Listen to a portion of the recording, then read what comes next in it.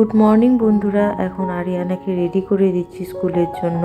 আর দেখো আমরা বাইরে চলেও এসেছি। এখন ও দেখছে ওর বাবা আসছে কিনা, তাই জন্য বাবাকে যা দেখেছে ও ছুটতে চলে গেছে। তারপর আমরা এখন বাইকে উঠে পড়েছি। দেখো স্কুলের সামনে চলেও এসেছি। আর আজকে যেহেতু দ্বিতীয় দিন, তাই জন্য কোনো মা বাবাকেই ভেতরে ঢুকতে দেবে না, যারা থাকেন তারাই নিয়ে যাবে ক্লাসরুম পর্যন্ত। আর আমার মেয়ে দেখো বারবার আমার দিকে তাকাচ্ছে।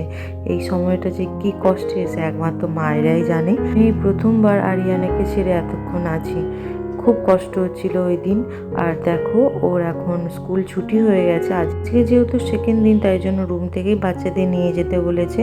আর আমার মেয়ে দেখো জানালার দিকে তাকিয়ে তাকিয়ে বসে কাঁদছে। মেয়েকে দেখে সত্যি খুব কষ্ট হচ্ছিল। তারপর ওকে একটু আদর টাদর করে ও প্লে গ্রাউন্ডে নিয়ে এসেছি একটু খেলার জন্য। আমার মিনি ব্লগটা আমি এখানেই শেষ করছি।